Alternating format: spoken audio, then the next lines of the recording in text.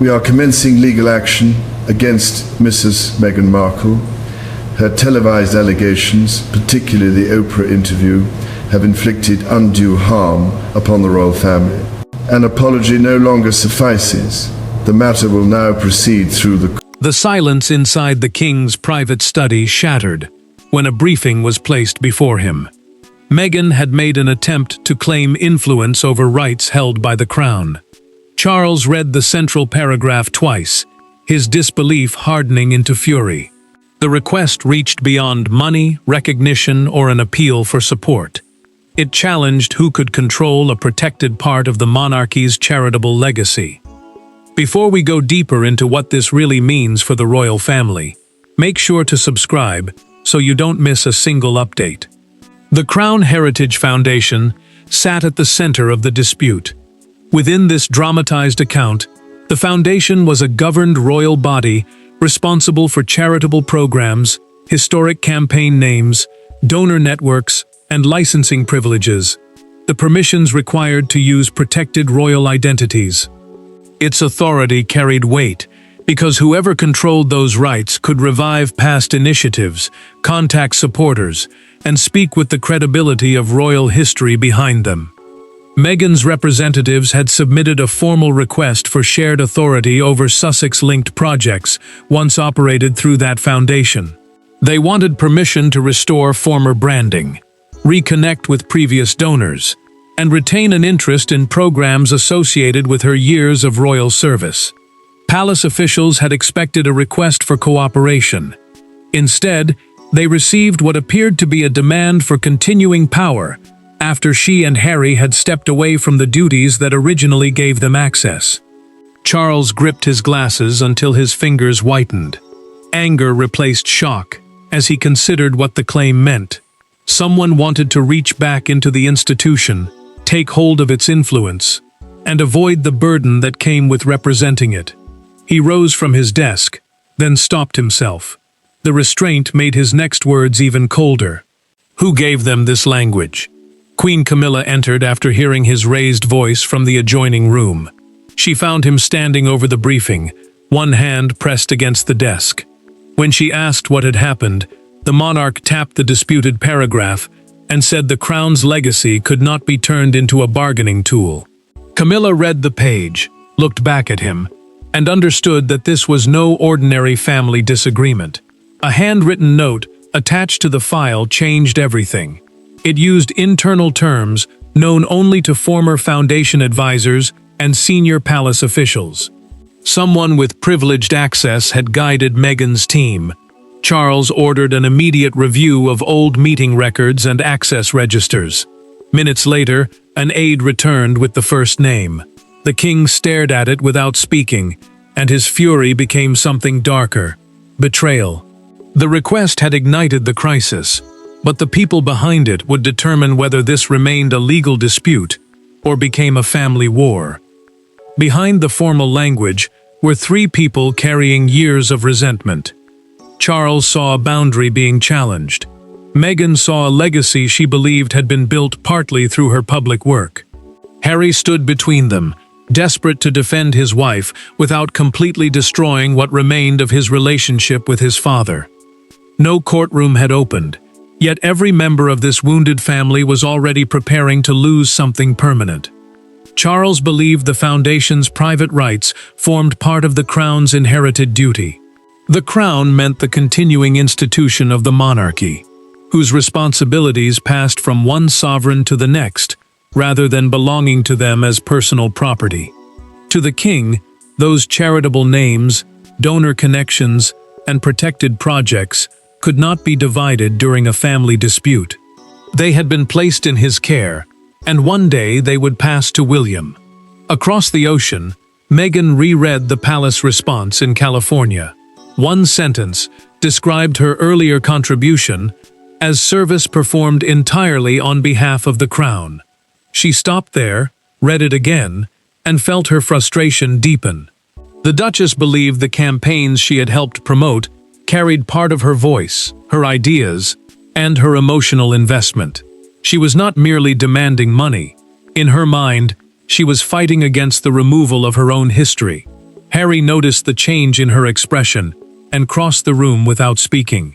He paused beside a family photograph before quietly asking whether this claim would destroy their last chance of reconciliation with Charles. The Duke wanted to defend his wife, but he also knew how deeply his father viewed duty. Meghan answered that surrendering the request would allow the palace to pretend their work had never belonged to them at all. Then she revealed something more disturbing. During their private conversation, Meghan told Harry that the filing contained specialized language known only to people who had attended closed foundation meetings. The Duchess had not created those terms, and neither had their current advisors. Someone from inside the old royal circle had given her team knowledge that was never meant to leave palace control. Back at Buckingham Palace, William received a confidential briefing about the same claim. Buckingham Palace is the monarch's official London headquarters, where major royal decisions and administrative work are handled. The prince learned that approval could affect future charitable programs being prepared for Catherine and their children. Catherine's work might inherit restrictions created by a dispute from the past, while the future king could lose control over projects meant to shape the monarchy's next generation. William's concern changed everything.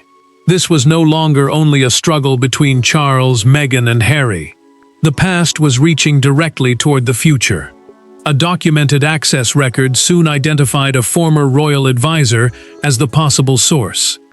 His connection to Meghan began at one overlooked reception, and to understand why the claim appeared now, the palace had to return to the evening when a private disagreement became a promise of confrontation. The conflict did not begin with a legal request. It began years earlier, after the guests had departed and every camera had been removed. Meghan remained behind with a question she had carried in silence. She asked a senior foundation advisor whether the charitable programs connected to her work could ever be separated from palace control. His answer sounded careful, almost harmless, but it would later return with devastating force. Meghan had spent that period supporting major causes through Crown-linked networks. These networks connected royal campaigns with established charities, wealthy donors, and trusted public partners. Her position gave each initiative instant attention, but it also meant the palace controlled the names, records, and relationships behind them. Internal project files held campaign plans, donor histories, naming rules, and strict limits on how any royal association could be used. The decisive moment came during the fictional 2019 Crown Heritage reception at St. James's Palace. The reception was a formal gathering created to connect royal representatives with charity leaders and supporters, while the palace itself served as a historic setting for official royal business. Once the event ended, Meghan approached Foundation advisor Julian Harcourt and asked whether she could retain control of projects she had helped shape if her royal role ever changed. Harcourt chose his words carefully. He told her that the Crown owned the structure, yet personal influence could survive when the correct records and donor relationships were preserved. The advisor did not promise ownership, but Meghan heard possibility in his answer. She closed her folder slowly and told him that contribution should mean something, even when an institution decided to change the person standing behind it. Charles learned about the exchange through a documented account written by an official who had remained near the reception room. The king immediately requested a private conversation with Harry. He warned his son that charitable service carried out under the crown belonged to the royal office, not to the individual performing it. Harry defended his wife's emotional connection to the campaigns, but his father insisted that connection could never become control. Harcourt left his foundation position months later, yet he carried away something dangerous. Before departing, the former advisor created a personal index describing which rights were contractual, which were ceremonial, and which depended entirely on royal consent. Contractual rights came from enforceable agreements, while ceremonial rights offered recognition without legal ownership. That index was never meant to guide an outside claim. Years passed, but the language survived. Charles now discovered that phrases known only from Harcourt's index appeared almost word for word in Meghan's new request. The coincidence was too precise to ignore. The monarch summoned both her and Harry to a private meeting, determined to learn who had crossed the line. What began as a quiet question after a reception was about to return as an accusation across the king's own table. There were no cameras, press officers, or smiling public gestures when Charles entered the drawing room. Meghan sat upright beside Harry, while the disputed claim remained unopened between them. The king offered no greeting. He rested one hand against a chair and asked the question that had been burning through him since the request arrived. Did she truly believe she could claim the crown's authority after rejecting the obligations attached to it? Meghan held his stare. The private meeting at Windsor had been arranged without aides because Charles wanted every answer to come directly from the people involved. Windsor is one of the monarch's principal royal residences, used for both family life and important official business. The Royal Foundation's private governance meant that its trustees controlled protected names, donor records, and charitable programs under rules approved by the sovereign.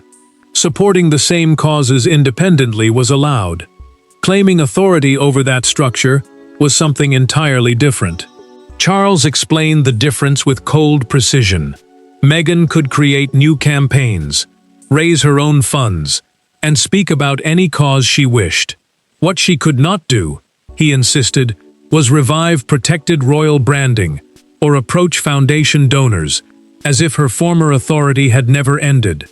The king believed those privileges belonged to continuing service, because the institution carried the risk when a royal project failed, and the responsibility when public trust was damaged. Meghan's control finally cracked. She insisted that leaving frontline duties had not erased the ideas she contributed, the relationships she built, or the trust she earned from people who believed in her work. The Duchess said the palace wanted to keep the success while removing her name from its history. Years of resentment entered every word. To her, this was not entitlement. It was a refusal to be erased. Harry interrupted when Charles called the claim exactly that, an act of entitlement. The Duke warned his father that such language made reconciliation almost impossible.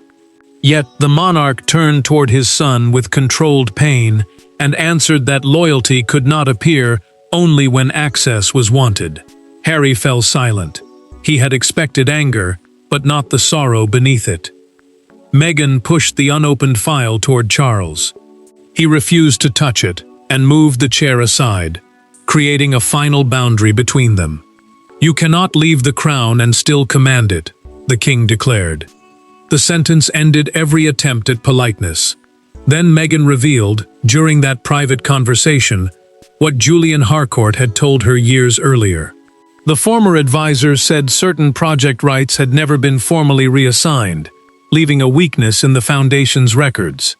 Harcourt's words suggested that the palace might control the institution without controlling every promise made inside it.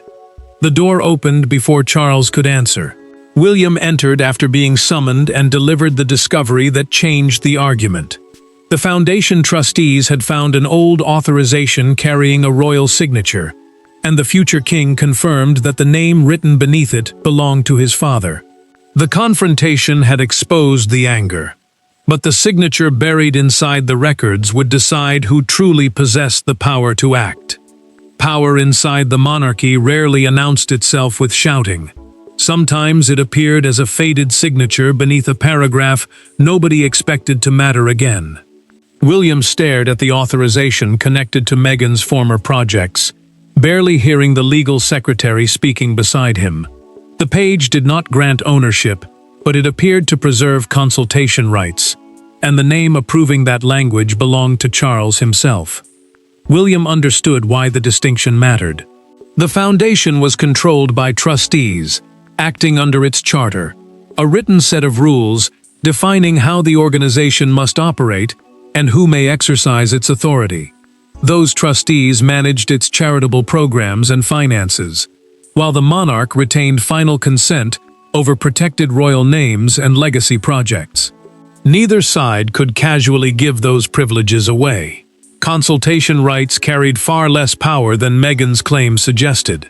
They allowed a former project leader to be heard before an important decision, but they offered no ownership, no veto, and no independent right to use Crown assets. Crown assets were names, records, property, or resources held for the institution rather than for one family member's private benefit. Yet the language remained loose enough to create dangerous expectations. William studied his father's signature again and felt an unexpected flash of sympathy for Harry. An old concession, written during a calmer period, could easily have sounded like a promise that would survive every future change. The prince knew his brother had spent years searching for proof that the palace had treated Meghan unfairly. Power inside the monarchy rarely announced itself with shouting. Sometimes it appeared as a faded signature beneath a paragraph nobody expected to matter again. William stood in silence, as an old authorization connected to Meghan's former projects was opened before him. The page did not grant ownership, but it appeared to preserve consultation rights, and the name approving that language belonged to Charles himself. William understood why the signature mattered. The foundation was controlled by trustees acting under its charter, the written rules defining what the organization could do and who possessed authority over it. Those trustees managed its programs and finances, while the monarch retained final consent over protected royal names, historic campaigns, and legacy projects. Without that consent, no former royal representative could independently use the institution's identity or private network. The prince studied his father's handwriting and felt an unexpected flash of sympathy for Harry. Consultation rights allowed someone to express an opinion before a decision was made, but they did not grant ownership, veto power, or permission to use Crown assets alone. Even so, William could see how the clause might have encouraged his brother to believe Meghan retained a permanent position. Harry had not invented that hope from nothing. Someone had left the door partly open. Charles remembered signing the authorization during a calmer chapter in the family's life. He had intended the clause as a gesture of inclusion, reassuring Meghan that her voice would still be heard if a project connected to her work changed direction. The king had never imagined those words might later support a demand for shared control. What he remembered as kindness was now being presented as evidence against him. Then the investigation uncovered the alteration. In a documented comparison prepared by the trustees, two versions of the same memorandum were placed side by side. A memorandum is a written record setting out an agreement or understanding, even when it does not create full legal ownership. The earlier version approved by Charles said Meghan would be consulted on future use. A later draft prepared by Julian Harcourt said she would retain an interest in future use. Harcourt had changed only a few words, but those words transformed the meaning. Being consulted offered Meghan a voice. Retaining an interest suggested she possessed something lasting. The former advisor had expanded the clause after royal approval, and no clear record showed that the altered version had ever returned to the king. William immediately understood the danger. If the second wording had circulated among advisors, Meghan and Harry could sincerely believe their claim rested on a valid promise. Yet if Charles had never authorized it, the foundation could not safely honor it. The trustees acted before anyone could challenge their conclusion. They froze every permission connected to the disputed projects, while the records were examined, including a major initiative Meghan's team was preparing to announce. The palace had finally identified the language behind the claim, but stopping its use would unleash consequences far beyond Windsor. The first consequence arrived not through a palace proclamation, but through a phone call made only hours before a carefully planned launch. Meghan's team had prepared to unveil a global mentoring initiative connected to one of her former royal projects. Every speech had been approved, every announcement scheduled, and every supporter placed on alert. Then the foundation's legal notice arrived. Protected names, donor approaches, and crown-linked references had been frozen pending review. Meghan had planned to present the campaign as a renewed promise to young women seeking professional guidance and financial independence. Her team had prepared digital materials, a detailed donor presentation, and messages linking the new initiative to work she began during her royal service.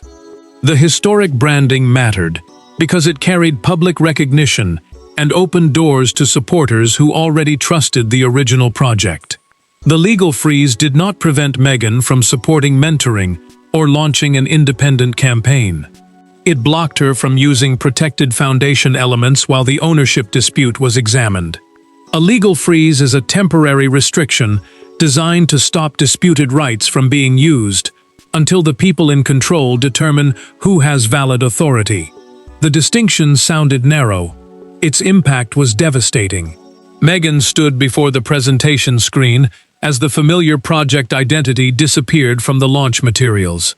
She removed her microphone, placed it on the table, and asked everyone except Harry to leave.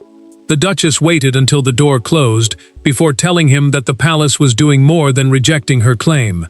It was rewriting her past and denying that she had ever mattered inside the institution. Harry tried to calm her, but his honesty made the pain worse. He admitted that he had warned her Charles would respond with force if the claim appeared to threaten the foundation. The Duke meant that warning as protection.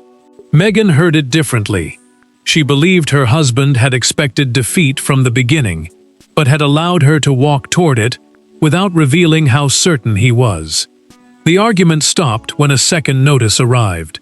Through a documented legal update, the trustees confirmed that Julian Harcourt's private index had been recovered. The former advisor was willing to provide a recorded account, explaining why he altered the memorandum and, more dangerously, who had instructed him to expand its wording. That promise shifted the crisis again. Harcourt was no longer merely the source of disputed language. He had become a witness. Harry read the notice twice. He understood that another exchange through lawyers would only deepen the damage between him and Charles. The son who had spent years challenging his father now feared that one more public fight might erase their remaining bond. Instead of preparing another response, Harry requested a private meeting with the king. No aides, no trustees. No Meghan. Only a father carrying years of disappointment and a son who still feared losing him. The institutional battle had reached its limit. What remained could only be settled between two wounded men.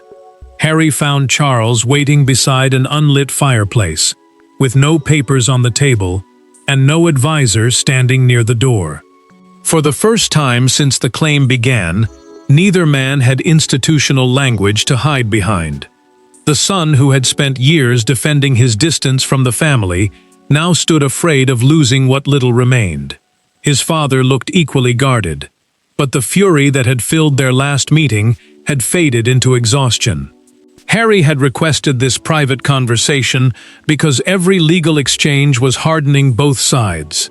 Each new response protected a position while damaging the relationship beneath it. Charles told him that Meghan remained free to create independent charitable programs, raise funds, and support any cause she chose. She simply could not use the Crown's protected names, donors, or private records. Those elements belonged to the royal institution and carried authority created by generations of public service. Harry listened, then admitted what Meghan had struggled to express without anger. His wife had spent years believing that every closed palace door proved she had been deliberately excluded. When the foundation described her work as service performed for the crown, she heard something more painful, that her ideas, effort, and influence had never truly counted. The Duke did not ask his father to agree, but he asked him to understand why she had fought so fiercely. Charles remained silent, before making his own confession during their private conversation. His fury had not come only from the disputed rights. The king feared that every family concession, personal promise, or private act of kindness might eventually become evidence in another public battle. He had begun to question whether anything shared as a father could remain separate from what he controlled as monarch. That fear had made him harsh. It had also made Harry feel unwanted. Harry reached into his coat and removed the disputed memorandum. A memorandum is a written record of an understanding, though it does not automatically grant ownership or legal control. The Duke did not unfold it. He placed it beside the fireplace and said he would not ask Charles to recognize rights the trustees believed had never been granted. For once, the son chose the relationship over the argument. Charles answered with an unexpected compromise. Meghan could continue the mentoring cause under a completely independent identity, free from palace control. In return, the foundation would publicly acknowledge her earlier contribution without transferring authority over its branding, donors, or records. The king would protect the institution, but he would not erase the woman who had once served within it. Harry accepted the framework. He knew the agreement would disappoint Meghan, yet it offered the recognition she wanted without forcing Charles to divide the foundation. The Duke also understood that private peace could still collapse once the decision entered public debate. Father and son had finally spoken without lawyers between them. Outside that room, however, the world was already choosing its heroes and villains. By morning, the private conflict had become a public spectacle. Across London, broadcasters debated whether Meghan had defended her contribution or reached for authority that was never hers. Outside Buckingham Palace, supporters and critics gathered behind separate barriers. One newspaper image captured the emotional cost, Charles leaving Windsor with a rigid expression, while Harry followed several steps behind, carrying the weight of a battle neither man had truly won. The argument split into two powerful sides. Meghan's supporters believed personal contribution deserved lasting recognition, especially when a public figure had helped shape campaigns and attract international attention. The palace's defenders insisted royal work belonged to the institution that funded, protected, and sustained it. Without that rule, every departing family member could potentially claim pieces of programs created under the monarchy's authority. Buckingham Palace released a restrained statement before midday. The palace is the monarch's official London headquarters and the main source of formal royal announcements. Its message confirmed that protected foundation rights would remain under trustee control, meaning the appointed guardians of the organization would continue deciding how its names, donor records, and projects were used. Yet one careful sentence also recognized the value of Meghan's earlier service. The fictional London Chronicle turned that tension into a brutal front page. A split photograph placed Charles on one side and Meghan on the other, beneath the headline, "One cause, two claims, no crown to share." The words spread across broadcasts and online discussions within minutes. What had begun as a technical dispute over foundation authority was now presented as a personal struggle between the king and his daughter-in-law. Catherine watched the coverage with William and felt the purpose of the original charitable work slipping away. She told him that programs designed to help vulnerable people were becoming symbols of family resentment. The princess feared donors would remember the conflict instead of the cause. William agreed, but he knew silence would allow the disputed language to shape the monarchy's future. The prince believed the truth had to emerge, even if it wounded everyone involved. Meghan initially felt humiliated. Each headline seemed to reduce years of effort to a failed attempt at control. Harry then showed her the palace sentence acknowledging her contribution. The Duke reminded his wife that formal recognition had been the heart of her anger from the beginning. Meghan reread the words and realized that, despite losing authority, she had not been completely erased. Julian Harcourt ended the remaining uncertainty through a recorded public statement.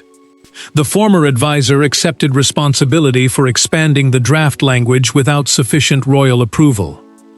Harcourt admitted that his wording had created expectations the foundation never formally promised to honor. That confession destroyed the strongest support for the claim. Charles now possessed the truth, the trustees' decision, and the fragile agreement reached with Harry. The public had delivered its noise, the advisor had delivered the facts, and the king had to deliver a verdict his family could survive. Charles signed the final determination without celebration. Meghan would receive no ownership, control, or licensing power over the Crown's private foundation rights. Those authorities would remain permanently with the trustees and the monarch. Yet beside that refusal stood an acknowledgement. Her earlier charitable contribution would be formally recorded, and she could continue the same humanitarian mission independently. The king had defended the institution without pretending the person behind the dispute had never existed. The verdict left no room for another claim. A final determination is the official decision that closes a dispute after the evidence and governing rules have been reviewed. The altered memorandum had never received valid approval from Charles or the trustees, the appointed guardians responsible for protecting the foundation. Without their consent, its expanded language carried no authority. Meghan read the decision privately and felt the disappointment immediately. The Duchess had wanted continuing influence over work she believed carried part of her identity. That power was now gone. Still, her anger no longer controlled the moment. The official acknowledgement ensured that her contribution would remain in the foundation's history, preventing the palace from acting as though her years of service had meant nothing. Harry reminded her that accepting the independent path was not surrender. The Duke explained that they could build a new mentoring campaign under their own name, choose their own partners, and speak without waiting for royal permission. For the first time, Meghan could continue the mission without fighting the monarchy for control. She had lost the old structure, but she had gained the freedom to create something that belonged completely to them. Charles carried the final file into the secure records room at Windsor. William remained with him as the monarch closed it and placed it inside a locked cabinet. The prince watched his father turn the key before hearing the words that defined the entire decision. "This ends here, not the family, only the claim." The king's voice held no triumph, only relief. The final record also removed Julian Harcourt's unauthorized wording from the Foundation archives. Harcourt's recorded admission was attached to the corrected memorandum, ensuring that no future advisor could use the altered language to revive the same dispute. The loophole was closed permanently. What began with hidden words ended with a clear boundary. The crisis left each person changed. Charles learned that defending the crown did not require denying someone's contribution. Meghan discovered that recognition and ownership were not the same, while Harry protected his wife without sacrificing the final thread connecting him to his father. William saw the institution preserved, without another family bond being completely destroyed. Royal service could create a powerful personal legacy, but it could not create private ownership of the crown. The foundation remained with the monarchy, the Duchess moved forward under her own identity, and the family ended the dispute with its boundaries firmly settled. Anger had opened the battle, restraint closed it.